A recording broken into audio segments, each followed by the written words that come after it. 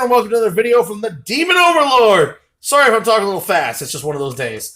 So a few days ago, I recently went to the AC Moore in Auburn, New York. It is closing. I think they got bought out. It looks like it. And everything is at 50 to 70% off in the store. So I thought, hey, they're still around. Let's see what's inside. See if I can get me some cool stuff for cheap for crafting, to make stuff for D&D or whatever I want to use it for. While I was in there, I happened to also get me a nice 120 volt, 60 hertz, 80 watt glue gun. So I have now a serious glue gun, not the little tiny glue sticks, because I'll be honest, when you're gluing a larger area, definitely good to do this. Weirdly enough, though, when I got in there, I could not find glue sticks for that gun. Yep, someone had apparently gone in and bought every single glue stick from the large couple of shelves I saw that was at. They were all gone. But weirdly enough, there were still guns there.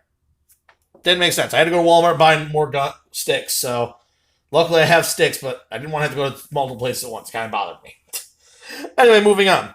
I then went to the paint aisle. The paint aisle was really scrapped. I didn't need any oil paints. Oil paints are really, in my opinion, bad for painting miniatures or painting terrain. They just oil paints, they're too temperamental, in my opinion. So I got me a nice little thing of grass green, though. Nicole's Craft Studio paint. And Nicole's Craft Studio, the Apple Barn, all those other things are all literally the same stuff. So they just have different colors for their color of the same color. So, you know, honestly, great stuff for crafting if you need to do some grass green or like maybe a mold green or something. You never know. I then went to the foam area and I found me a nice disc of a 12-inch disc by 1-inch depth foam, which, as you can see, nice 1-inch of material. Then we got, boom, nice flat 12-inch surface. And I believe it is a diameter. Yep, diameter. Sorry, actually, let me put this like this for you people trying to read. My apologies. Nice diameter. And, yeah, it's going to be really good. I mean, I'm working on the other piece, though. I got two of these since, you know, there's only a few left, and these are the best condition ones. And they're being used right now to make a Coliseum. I'm working on a Coliseum. I'll show you the progress of that in my next video. So, because this video is just about what I found, not that. So stay tuned for my next video to see the results. Here's another one. It's a Make It Fun foam type thing. Really shreddy stuff, as you can see. And it kind of rains off. I literally recommend taking like a sander to this to sand it down a bit. Or just like or just take your hand and just scrape it across till you get as much off as possible. Because once you put paints on it, though, it's going to get a little harder. And a lot of this stuff's either, the little flocking like esque stuff is going to either fall off or harden into a nice little bit. So it has a nice texture though when it's painted. Because there were two smaller rings I bought that were not that big. But like I said, being used for the arena, so they'll be in the next video. Sorry guys, if you really wanted to see them, my apologies. But, you know, just stay tuned for the next video and you'll get to see them. I happen to find these woodland garden trees from Nicole's as well. So same brand, same company as who makes the paint, I believe. I could be wrong. I don't know. Yeah, normally these things are like $7.99 a piece. But luckily half off. I decided to grab two of them since there's only two of these little palm tree style ones left. I grabbed two of those. They come with these nice little bases and a little bit of stickiness on the bottom there. So, you know, they're pretty cool. And then I happen to find these sort of spruce trees. Or evergreen trees or whatever they want it to be. And they have a similar thing on the bottom. As you can see, a nice little root ball and that stuff. Same principle, same price. But, you know, I shook these as hard as I could. Like, I literally waited till no one was in the store. Shook the hell out of them, bounced around in their case. I saw like very little to almost no flocking fall off. So these are really good. I don't know what trees, like what their design style is. They probably just use a better adhesive to make it stick. Definitely better than the trees I'm using now. Less flocking falling off. I mean, I've had to shake those to make sure I get whatever's coming off, most likely. And then I happen to find these two flowers. Now, obviously, one's a nice pink. The other is a kind of darker black sort of rose. Now, these I'm actually going to use for D&D as they're just going to be tall flowers. And I've thought about it a little bit. I think maybe I'll just say your character climbs up to the top. He looks in the center there, or, you know, one of these edges. He might find a nice little bit of a nectary, sugary, water, liquid treat. It'll help stave off hunger as well as fill him up in his need for liquid. And maybe it'll give him a little energy boost. And it's like, well, what's the danger? These things are normally, I don't know what's the word I'm looking for, milked by giant bugs. So maybe the group gets into a fight with a couple like large grasshoppers that are medium-sized, so like grasshopper-sized people that fight, or, you know, some bugs like that.